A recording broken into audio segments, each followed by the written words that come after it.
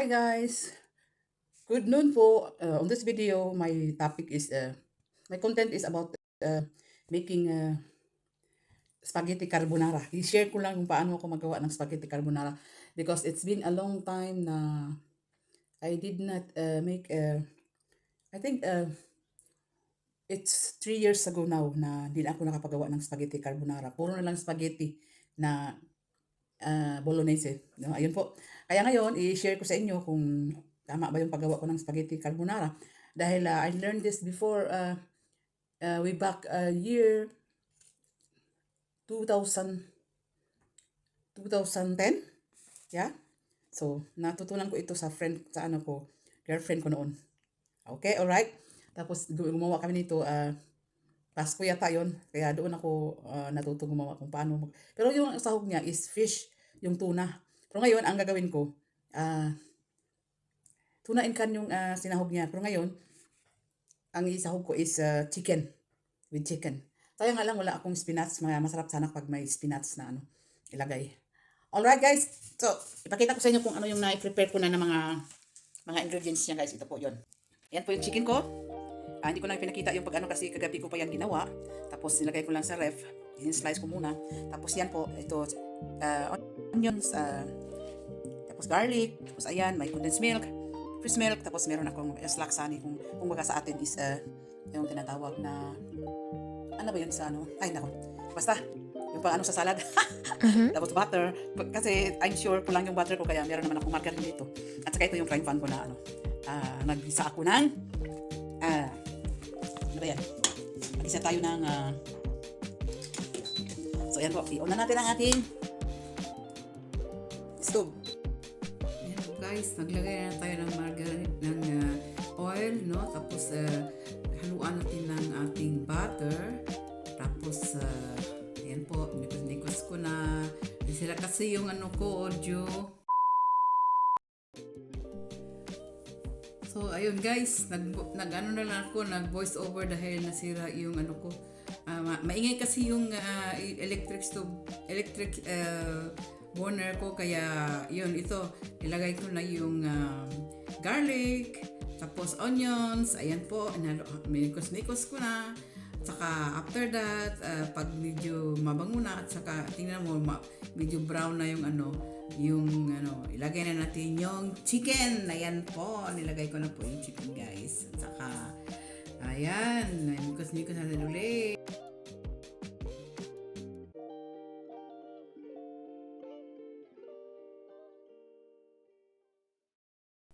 Alright guys, since na parang maingay kasi yung stove ko, iwan ko bakit, kaya nag-voice over na lang ako guys. Ayan, nilagay ko na yung sahog, yung chicken, yung breast chicken, nilagay ko na, nikos, tapos lagyan ko yan ng kunting asin, saka white pepper.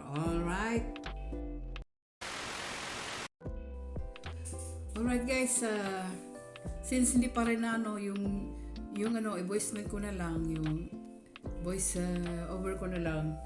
Ayan, lagyan ko na siya ng cubes, magic cubes guys.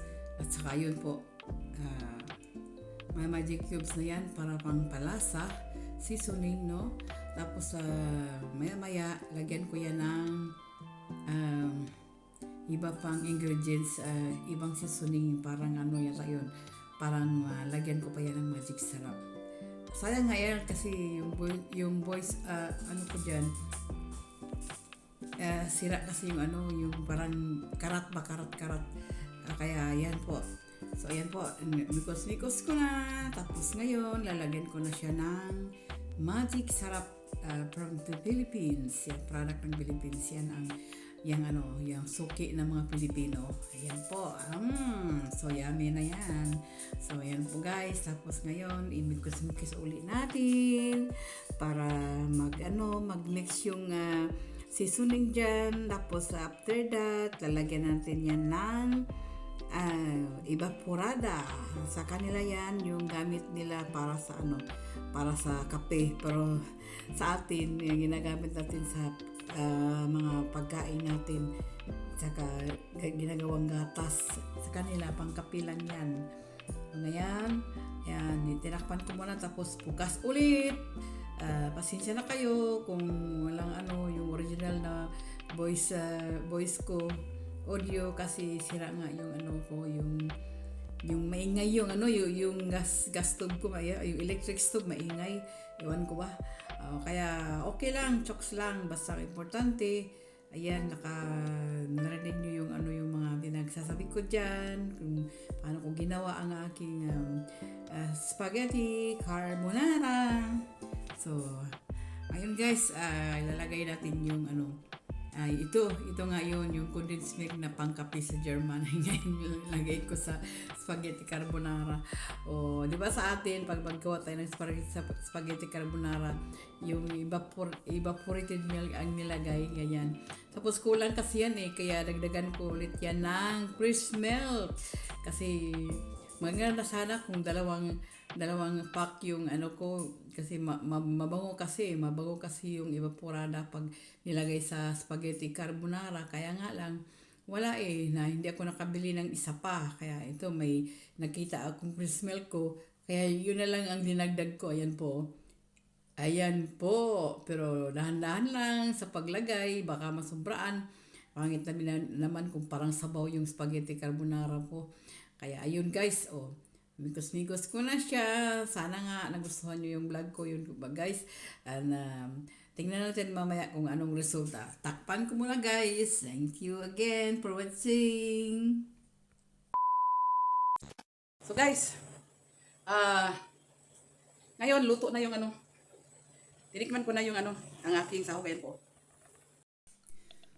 So guys, voice over naman tayo dahil ayun, ang ingay nga ng ko, electric stove. Ewan ko ano nangyari sa niya, fan niya. Sobrang ingay. Kaya ayan, ilagay na natin lang ating noodles, spaghetti noodles. Tapos, ayan, wow, dahan-dahan lang. Tapos, ating inikos-mikos para mag-mix na yung mga sahog dyan para lalong sasarap. Ayan po, ayan, dahan-dahan lang sa pagmikos. Ganon lang, guys. At saka after that, lagyan natin ng yung slaksani nga, hanggang nga hindi ko pa naisip kung anong pangalan yun sa Pilipinas. Basta slaksani, para siyang cream, no? Tapos ayan po, as you can see guys, ayan po, medyo may tuyo konti, pero paglagay niya ng slaksani, may na yan, may parang may sabaw ulit yan. Kaya ayan po yung slaksani ko. Ayan po, yan ang nakapagbigay ng lasa na lalong sasarap ang ating spaghetti carbonara, lalo na paglalagyan na naman ng cheese. Ayan po guys, so ilagay na natin ang ating slaksani para pang mix sa ating carbonara. So as you can see guys, mikos ko muna para mainit yung noodles kasi malamig siya kanina. Tapos lakasan natin ng apoy para lalo mas mag-init ulit yung spaghetti noodles natin. At saka ayun yung cheese na pinakita ko. Cheese nga yun ng pizza. Wala kong ibang cheese kaya yun lang ilagay ko. Mas masarap din yun kasi malapot, no? So ayun guys, ilagay na natin ang ating slaksani para sa ating spaghetti carbonara. Alright guys, so as you can see guys, dahan-dahan ko na yan ibuhos. Ayun po, ayan. Tapos inikos-mikos ulit, hanggat mag-mix na naman yung mga sahog natin. Tapos after that, ilagay na natin ang ating spaghetti cheese, yung sweet cheese ba na para sa carbonara. Okay guys, so wait a minute, takpan muna natin guys. 3 minutes later. Ayan po guys, kumulo na yung ano, yung spaghetti ko na nilagyan ko ng ano, slaksani. Kaya, since kumulo na siya, pwede natin dahan-dahan lagyan ng cheese guys. Ano ko ba ito paglagay ng cheese? Ganon. Ayan. Wag ko lang damihan kasi yung cheese na ginamit ko, ano cheese ito sa ano pang pizza. Kaya sobrang ano ito, malapot. Anyway, masarap din naman ang cheese. So, tama na. Baka masubraan pa. Ay, nako. Ayan o.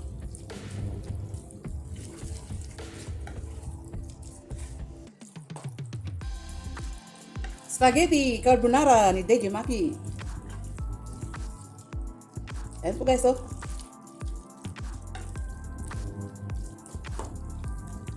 I'm sure masarap ito. Pag walang iba. Anyway, basta pagkain masarap. Kasi gawa ito ng ano, with love. Woo! Ayan po, oh. Ayan mo, malapot, oh. Parang yung cheese niya, oh.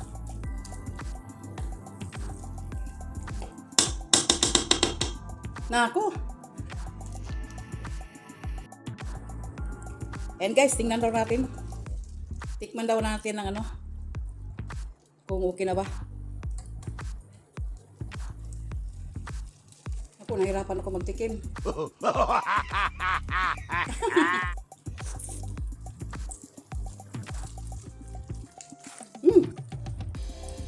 Sarap. So,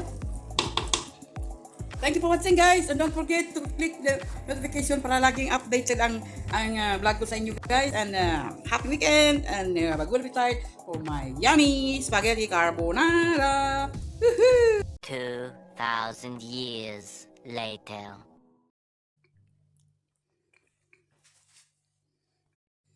Alright guys,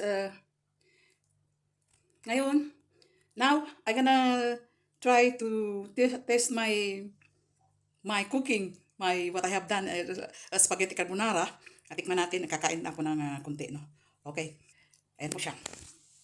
So, since luto na siya, pwede na akong kumain. Tikman ko. Ayan o, tingnan nyo, looks so yummy. Wow. Okay, another scoop. Wala kasi ako bibili pa nga ako ng yung pang scoop ng luwag ng mga spaghetti. Ayan. So, that's all. Ito po. O, diba? Wow. Ayan po guys, kain tayo. Tikman natin ang ating spaghetti carbonara.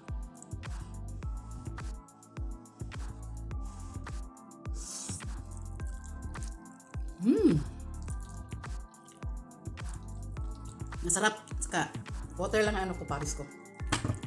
Cold water. Masarap siya guys. Saka cheesy. Masarap kasi pag may cheese, di ba? Cheese at saka yung slaksani yung nakapagpasarap. Hindi ko pa naman maalala yung sa ay ewan, basta yung slaksani.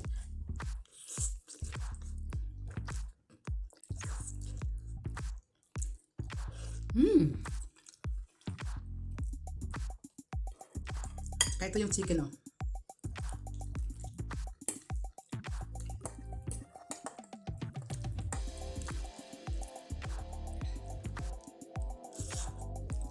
Yummy guys.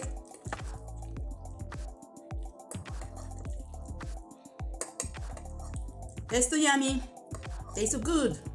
Spaghetti na carbonara. Yun, malaki yung ko.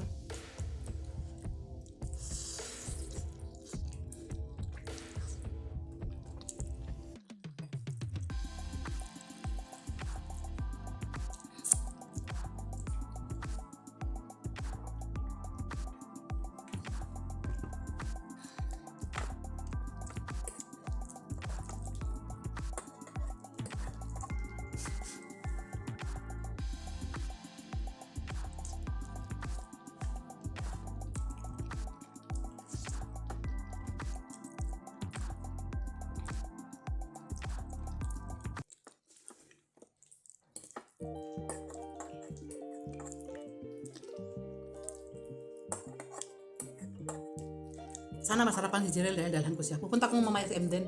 Bisitahin ko yung mga apo ko. Kasi si Jirel, meron din siya, yun din ang pupuntahin ko. Meron kasi siyang, may dala si Ruela na yung tuyo ba bulad. Paghingi ako. Kasi last time, bigyan sana niya ako, kaya nakalimutan niya, tsaka nakalimutan ko rin. Pati yung pasalubong niya sa akin sa Italy, yung pagpunta nila sa, sa Milan. Sa Milan ba, last summer. Hanggang ngayon, di pa naibigay dahil puro limot-limot, palas kaming dalawa, makalimutin. Kaya ngayon, yung talagang sadya ko. Yung tuyo. Yung tuyo at saka yung pasalubong nila sa akin from Italy. Wow.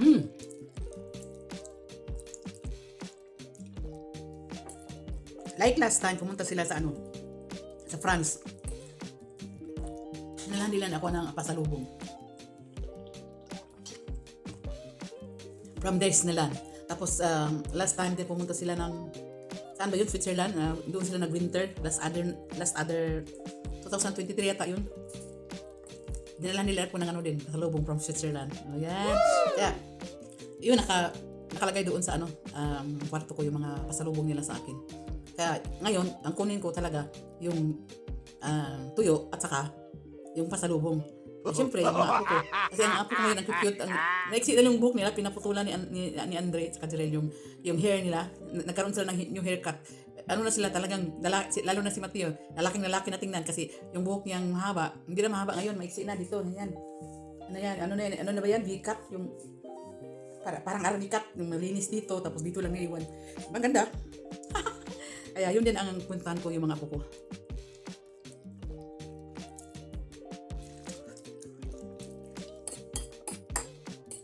Kasi kagabi tumawag si Mateo. Tumawag. Na-miss daw niya ako. Ganun si Mateo. Pag nami-miss niya ako, tatawagan niya ako. Yun. Yun o. Tapos na guys. Ito yung ko. Lunch. Ano na kasi? Anong oras na yun? Nakita tuloy yung meron na akong bunga sa limonsito. Sino anong oras na? 11:58. Tama lang. Okay guys. That's all for today.